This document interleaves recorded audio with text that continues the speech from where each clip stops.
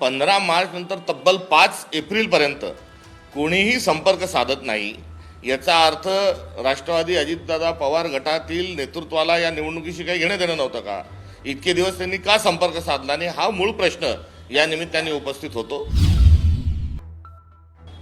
सुनेत्रा वहिनींच्या शिवाय या संदर्भामध्ये अगदी कोणीही अजित पवार राष्ट्रवादी पक्षाच्या वतीने आमच्या कोणत्याही नेत्याशी अथवा पक्षाशी संपर्क साधलेला नाही. सौहार्दपूर्ण वातावरणात निवडणुका लढू शकतो. सभ्यतेच्या अनुषंगाने निवडणुका या लढल्या जातात. असं महाराष्ट्र पुन्हा आपल्याला स्थापन करायचं आहे. या निमित्तानं एक सुसंस्कृत स्वरूपाच्या महाराष्ट्राची आणि एक सहानुभूतीच्या अनुषंगानं विरोधी पक्षांना साथ घालण्याची एक पद्धत कुठेतरी जी सुरू झाली आहे, हिचं मी स्वागत करतो. मात्र अलीकडच्या काळात निवडणुका म्हणजे एकदम थेट लढाई असं ज्याला हिंसक जे स्वरूप आलेलं आहे आणि या हिंसक स्वरूपासोबत पैशाचा मोठ्या प्रमाणावर जो वापर सर्व निवडणुकात होत आहे, ही अत्यंत चुकीची बाब आहे. या संपूर्ण बारामतीच्या पोटनिवडणुकीच्या अनुषंगानं आपण सभ्यतेच्या दिशेने वाटचाल केली पाहिजे.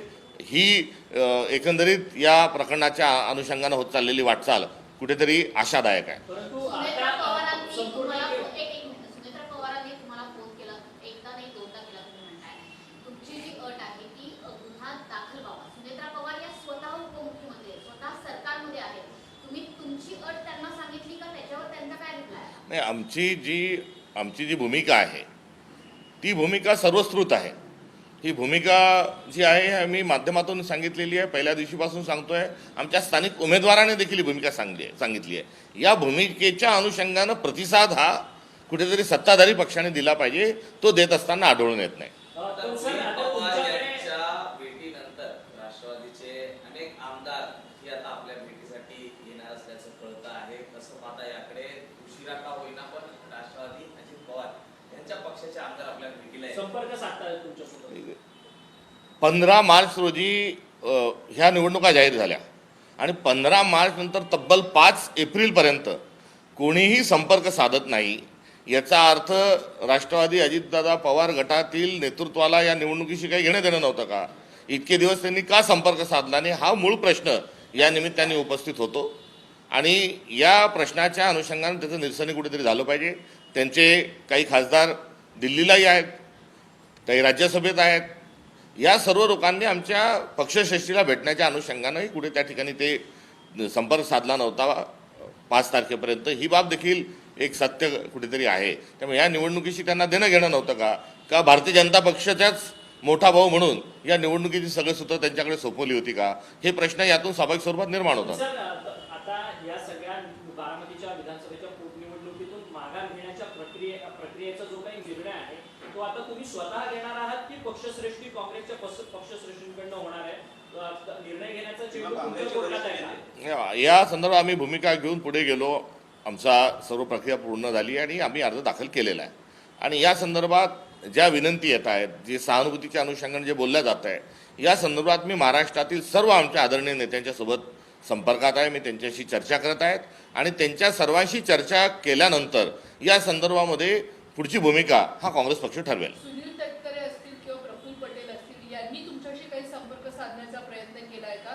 कारण कुठेतरी एनसीपी मधनच ही निवडणूक बिनविरोध होऊ नये अशा अर्थीचं एक वातावरण तयार केलं जाते का? केवळ सुनेत्रा पवार हे संपर्क साधताना दिसत आहेत? सत्य आहे, सुनेत्रा वहिनींच्या शिवाय या संदर्भामध्ये अगदी कोणीही अजित पवार राष्ट्रवादी पक्षाच्या वतीने आमच्या कोणत्याही नेत्याशी अथवा पक्षाशी संपर्क साधलेला नाही. सुनेत्रा पवार एकीकडे आपल्याकडे फोन करतात, मात्र दुसरीकडे पार्थ पवार यांनी केलेलं विधान हे देखील विसरून चालणार नाही. त्यावरती काँग्रेसची आत्ताची भूमिका नेमकी काय असणार? नाही, त्यांचं मुळातच त्यांचं वक्तव्य हे ध्यानात घेण्यासारखं नाही. त्याच्यामुळे त्यांचं वक्तव्य हे निराधार आहे आणि ते प्रगल्भतेच्या मापदंडात आता गेलेलं असल्यामुळे त्यांच्या वाक्याच्या संदर्भात त्यांना आज उद्या परवा कधी ना कधी पश्चाताप झाल्याशिवाय राहणार नाही. हीच या निमित्तानं त्यांना माझी शुभेच्छा आहे.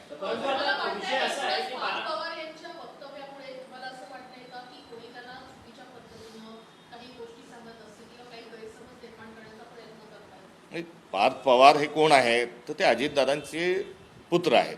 त्यामुळे अजितदादांची लिगसी त्यांच्याजवळ आहेत. आणि या अनुषंगानं त्यांनी त्याचा निर्वाह करत असताना सर्व गोष्टीची जाण आणि भान ठेवली पाहिजे. आता ते कोणाचं ऐकतात, काय ऐकतात, कशामुळे झालं हे तपासणं काही काँग्रेस पक्षाचं काम नाही. आणि ते आमच्या पक्षाशी दुरान्वय त्यांचा संबंध नसल्यामुळे ते असे का बोलले, का नाही बोलले, या गोष्टींच्या संदर्भात मला कोणची माहिती नाही. मात्र ते भारतीय जनता पक्षाच्या सोबत राहून आता वेगळेच आणि म्हणजे निराधार आणि कुठल्याही प्रकारचं संदर्भ नसणारे वक्तव्य करण्याच्या अनुषंगाने त्यांचा प्रवास चालत असल्याचा दिसून येतो. बारामती पोटनिवडणुकीतून माघार घेण्यासंदर्भात तुमच्याकडे विनंत्या सगळ्या होताना पाहायला मिळतात, परंतु दुसरीकडे राहुरी देखील पोटनिवडणूक लागली आहे, तिथं देखील सेम परिस्थिती आहे. शिवाजीराव कर्डिले यांचं निधन झाल्यानंतर सहानुभूतीची लाट आहे, तिथं देखील अक्षय कर्डिले बरोबर आहे. उमेदवारी त्यांनी दाखल केली आहे भाजपमध्ये. मग तिकडे देखील आता राष्ट्रवादी काँग्रेस शरदचंद्र पवार पक्षाचा उमेदवार आहे, मग त्यांनी देखील माघार घ्यावी का या सगळ्या निवडणुकीतून? कारण की एकाला एक नाही, ही या निमित्तानं एक या सर्व एका नवीन सभ्यता स्थापित करण्याच्या एक संस्कृती घेऊन जाण्याच्या अनुषंगाने चर्चा होते, ही चांगली बाब आहे.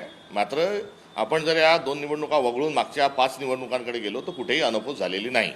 त्यामुळे भारतीय जनता पक्ष सोयीचं बोलणं हे कुठेतरी टाळावं आणि या संदर्भामध्ये पक्षाच्या पलीकडे जाऊन कुठेतरी विचार करण्याची आवश्यकता आहे. सोयीचं वागणं हा भारतीय जनता पक्षाचा स्वभाव झालेला आहे, हे यातून सिद्ध होत आहे. अवघे काही तास उरलेले आहेत, नेमकं आता कुठल्या वरिष्ठांशी चर्चा करायची बाकी आहे? काँग्रेसचा निर्णय कधीपर्यंत आम्हाला कळणार? नाही, आज कालपासून या संदर्भामध्ये आमच्याकडे विनंती येत आहेत.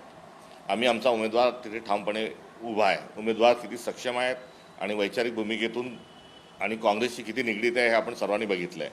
आता या नवीन सर्व येत असणाऱ्या या विनंतीच्या अनुषंगानं मला महाराष्ट्रातील आमच्या सर्व नेत्यांशी चर्चा करणं हे आवश्यक आहे आणि त्यांच्याशी चर्चा केल्यानंतर त्यांचा या संदर्भातली जी भूमिका आहे, भावना आहे, ही एकत्रित स्वरूपात आम्ही ठरवू आणि त्यानंतर आम्ही आमच्या वरिष्ठांशी चर्चा करून या संदर्भामध्ये पुढे जाण्याच्या अनुषंगाने निर्णय घेऊ. कोणत्याही परिस्थितीत माघार नाही असा अशी ती भूमिका आहे. तुम्ही स्पष्ट बोलतात, मात्र एकत्रित वरिष्ठ नेत्यांसोबत चर्चा करून तुमच्या काँग्रेस उमेदवाराच्या ज्या अटी होत्या नामांकन अर्ज दाखल करताना आज 3 वाजतापर्यंतची मुदत आहे माघारीची, तुम्हाला काय वाटतं? चित्र ह्या निवडणुकीला लढण्याकरता, सामोरं जाण्याकरता आम्ही तयार आहोत. निवडणुकीच्या लढण्याच्या अनुषंगानं कुठल्याही प्रकारची अडचण नाही.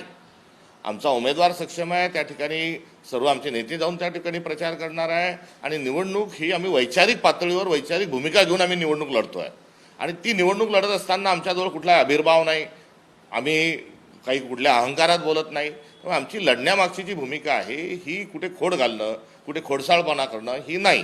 तर एक वैचारिक भूमिका घेऊन आम्ही लढण्याच्या अनुषंगाने आमची पूर्ण तयारी झालेली आहे.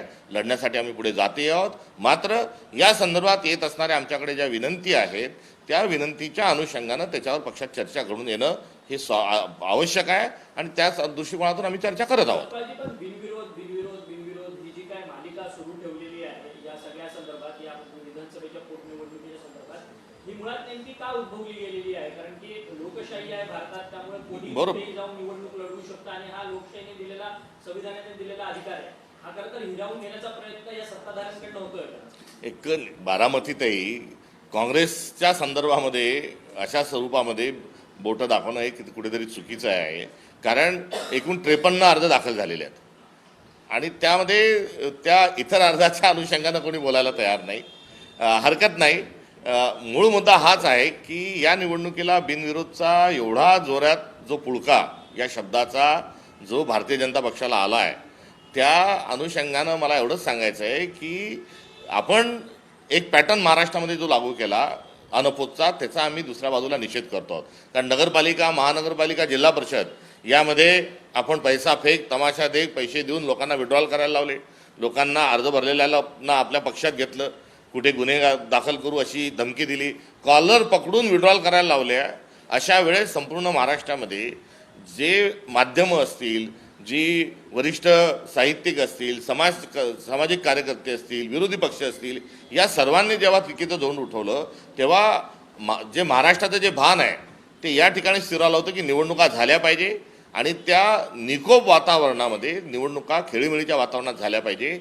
हे 4 महिन्यापूर्वीचं महाराष्ट्राचं असणारं आकलन या निवडणुकीच्या निमित्तानं आपण का पुसू पाहत आहोत हा देखील महाराष्ट्रातील जनतेला माझा प्रश्न आहे. सत्ताधाऱ्यांपैकी त्यांच्या व्यतिरिक्त म्हणजे सुनेत्रा पवार यांच्या व्यतिरिक्त पक्ष आहेत म्हणजे भारतीय जनता पार्टी आणि शिवसेना यांच्यातल्या कोणाच्या वरिष्ठ नेत्यांचे या संदर्भात फोन आले आहेत का, किंवा आपण असल्या फोनची वाट पाहतात का अर्ज नाही मागितल्या वाट पाहण्याची कुठलीही गरज नाही आणि वाट लावण्याचाही आमचा कोणताच मार्ग नाही. या संदर्भामध्ये भारतीय जनता पक्ष आमच्याशी संपर्क साधलेला नाही आणि त्यांनी आमच्याशी संपर्क साधावा ही आमची अपेक्षाच नाही.